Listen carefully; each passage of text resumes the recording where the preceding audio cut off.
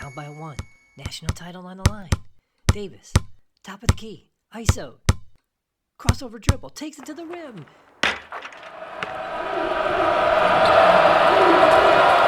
seconds remain. State down by 2.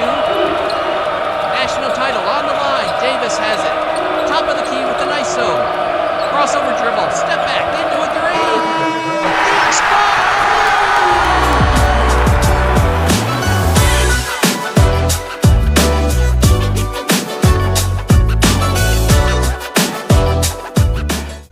Hello, college basketball fans, and welcome to the Tournament Dreams College Basketball introductory video. My name is Mark Stein, and I am the designer of Tournament Dreams. And I want to thank you for taking the time to check out this video today and for showing some interest in this project. It's been a 5-year journey for me to get to this point, so I'm really excited to start sharing more information about the game with you.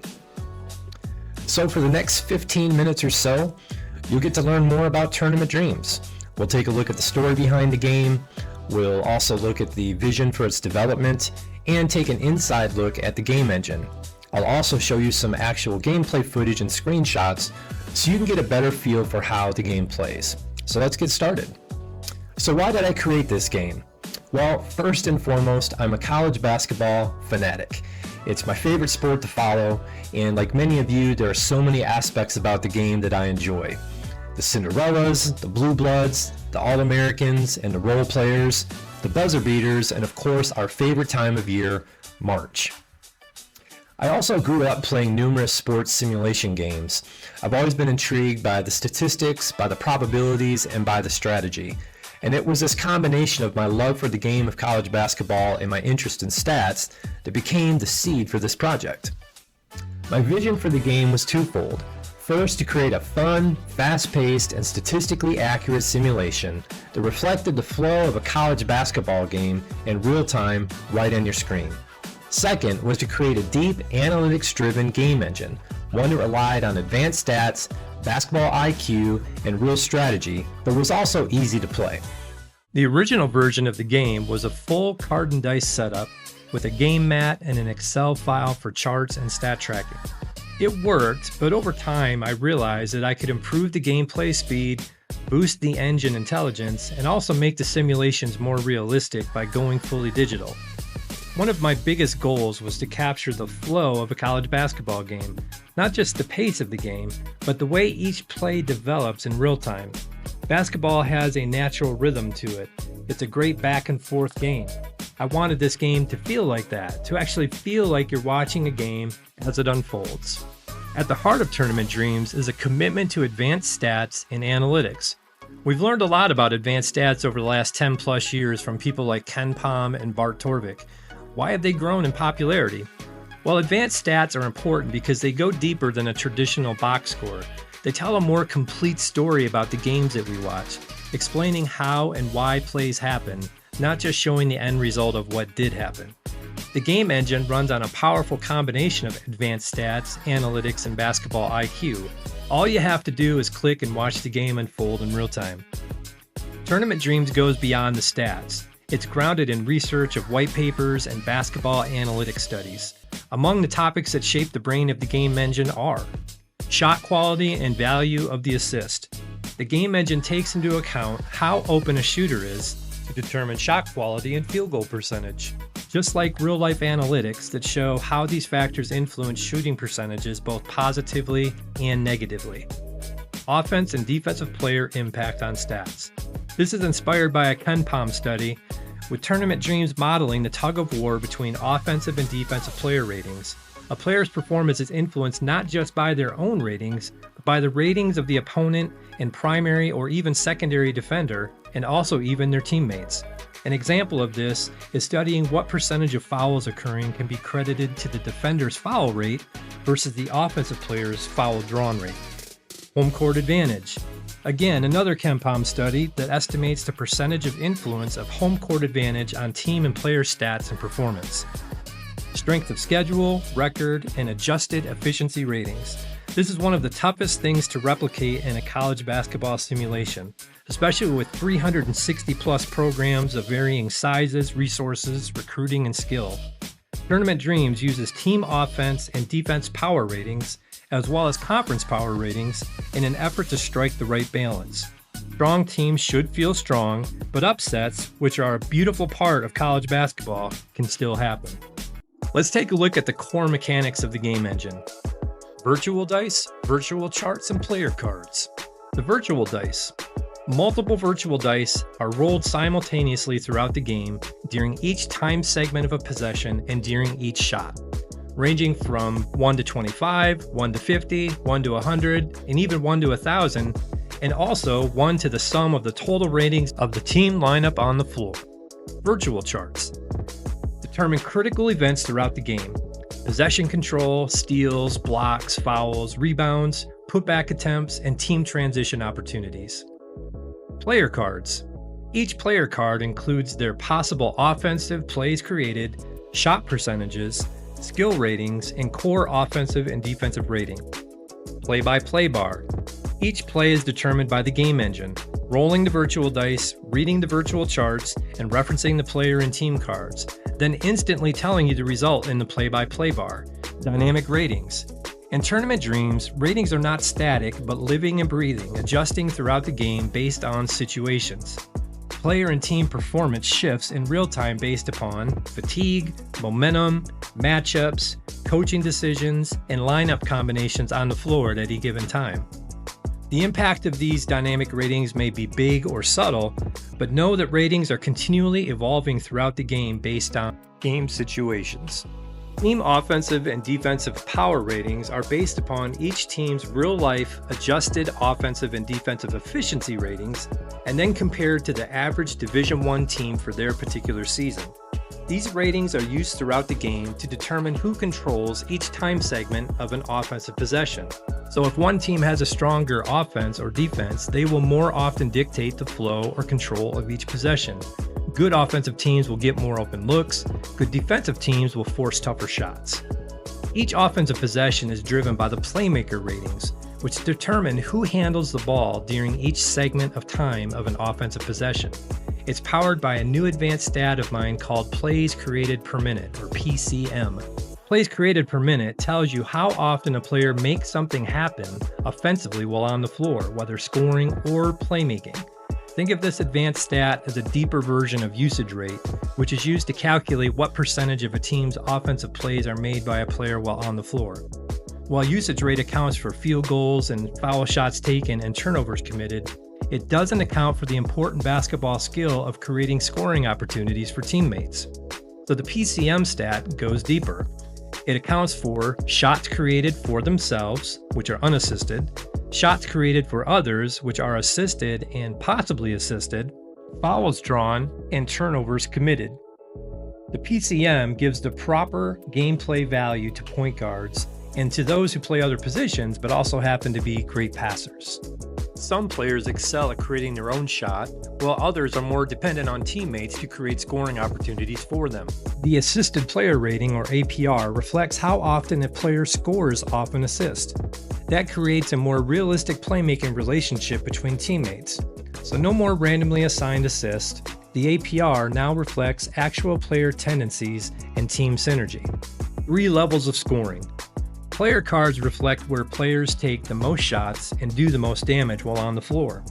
There are 3 possible areas of scoring. At the rim, which are shots roughly from 0 to 3 feet from the rim, think layups and dunks. Mid-range shots, which are quote-unquote other twos, shots that are outside of the at the rim area but inside the three-point line. And then also three-pointers.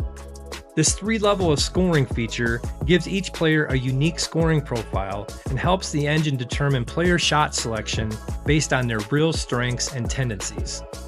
Every shot taken in the game is classified as either a created shot, which comes off of one-on-one play for the offensive player card. It's self-generated. Think, go get a bucket. Also, assisted shots. These are scoring opportunities that are created off a pass from a teammate.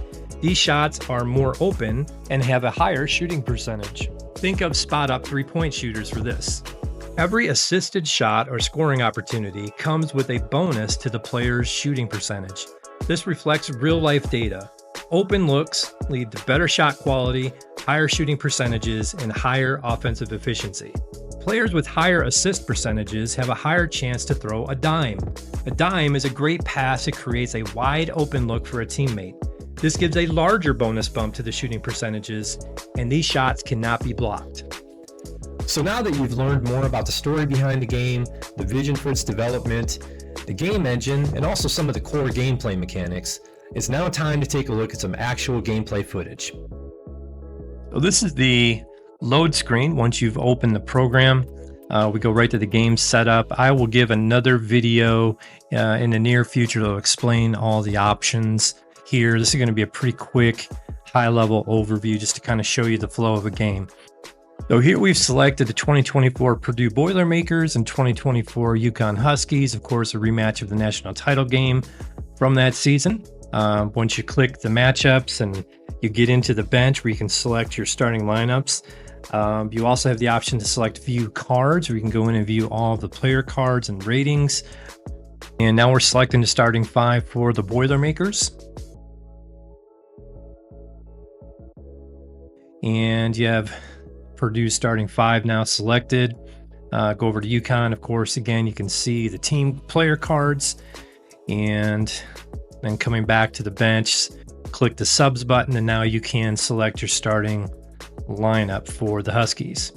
Once you're ready, click court and click yes, and you are headed to the Tournament Dreams game board. The very top third of the screen, basically think of that as your scoreboard and stats layer. So that's where you're going to see that information. The middle 2/3, you're going to see the player cards and also the lineups for both teams. You're going to see the virtual charts and virtual dice. On the far left-hand and right-hand side of that area is going to be the coaching and strategy areas, and also icons for making substitutions, calling timeouts, and different coaching activities. In the very bottom part of the screen, you're going to have your navigation icons to go to different areas within the game during gameplay. You look right below the yellow tip-off button, you're going to see the Playmaker icon. It's this button right here that you will click numerous times throughout the game. It really keeps the game moving along in terms of the clock and the possession activity, and also stat recording as well. The other thing you'll click throughout the game is the basketball hoop there down in the center of the screen. That icon you will click anytime there's a shot attempt to be taken by any one of the players. Just outside of the player cards, you have the Purdue and UConn lineups currently on the floor, the offensive rating of each player, and on the far left-hand side for Purdue and far right-hand side for UConn when they have the ball, you will see the numbers that determine who's receiving each pass when there's a time segment that goes off the clock within an offensive possession. Players that will make more plays, that have a higher PCM rating, will have a much higher number there. Players with a lower PCM rating will have a lower number there. Below the player cards, we have the virtual charts and dice. From left to right, we have the rare play die, which is the yellow. We have the fouls, charts and dice for Purdue and UConn, the steal, assist, blocks, rebounds, putbacks, and also transition opportunity charts and die as well. So once you're ready to begin the game, you click the Playmaker icon. That will bring up the starting lineups for both teams. You click go to opening tip, and we are underway. Now below the Playmaker icon is the power bar. The left-handed side with Purdue having possession is the offensive power for Purdue, the blue color.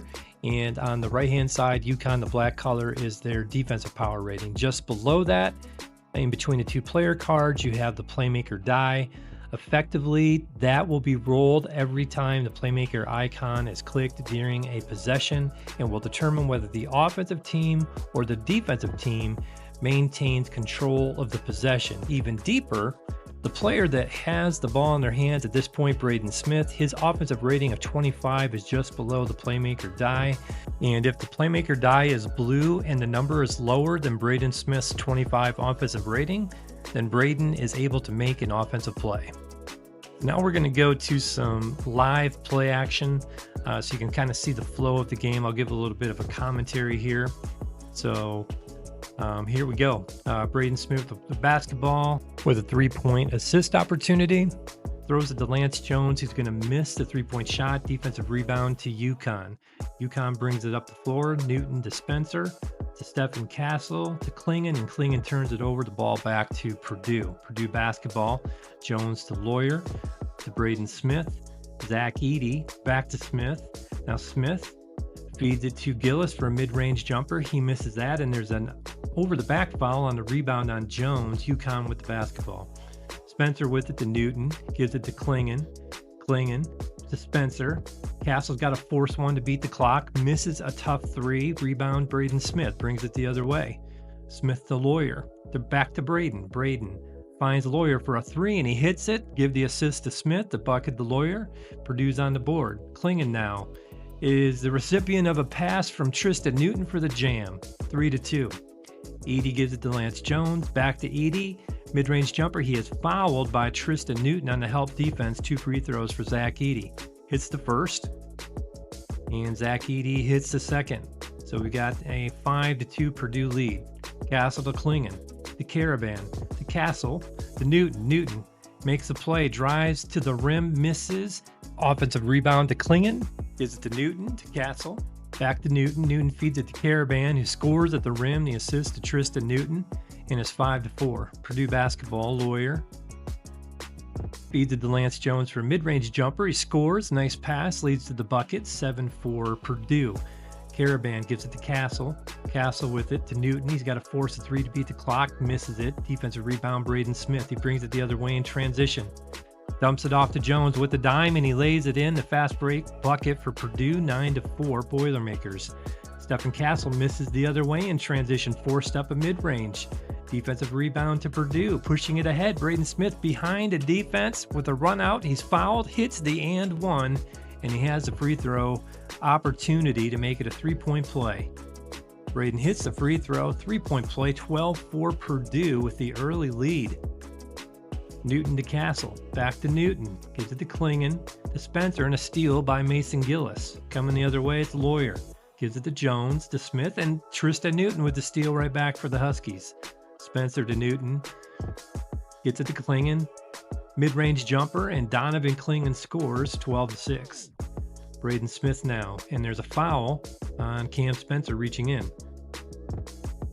Sideline out of bounds to Smith. He finds Jones for a 3. Misses the assisted 3-point attempt. The rebound to UConn, and then Stephen Castle turns it over in transition. Purdue basketball. Lance Jones to Gillis. Gillis now to Zach Edey. Edey now drives, and he's fouled by Klingon. It's on the floor. Sideline out of bounds for Purdue. And UConn's going to make a substitution. Johnson coming in, and Hassan Diarra as well. Matt Painter is going to go to the bench, bring in Trey Kaufman-Wren for Mason Gillis. Back to action, Zach Edey to Smith, back to Edey. Mid-range jumper, hits it, and he is fouled by Spencer. And he had one opportunity for Zach Edey, and Spencer with the second foul is going to have to go to the bench. So Danny Hurley brings Stephen Castle right back into the ball game, as Spencer's now in foul trouble. Edey hits a free throw, and Purdue has a 15-6 lead. DR end of the game, feeds it to Johnson down low, and it's blocked by Zach Edey. Castle though grabs the offensive rebound, keeps it alive to Newton, to Johnson. To Newton, he puts up a 3 and hits it. Big time shot by Tristan Newton. Needed that. 15-9. Purdue basketball now. Lawyer feeds it to Edey down low. His shot blocked by Caravan. And Tristan Newton, the defensive board, pushes it ahead to Castle. Nothing there. They'll slow it up and run the half court. Diarra to Newton. Newton gets it back to Diarra. Got to force a 3, and he drained it. Tough 3. Contested shot, but Diarra hits it. I want to thank you for viewing this introductory video for Tournament Dreams College Basketball. Hopefully it's given you some good insight into the game and how it plays, and I also hope it's gotten you as excited about the upcoming game release as I am. If you'd like to keep up to date as to when the release date will be and other news and information about the game, feel free to visit our website at www.tournamentdreamscbb.com. There you can sign up for our newsletter, where we'll keep you in the loop as to release dates and important information about the game. So once again, thank you for viewing the video, and dream on.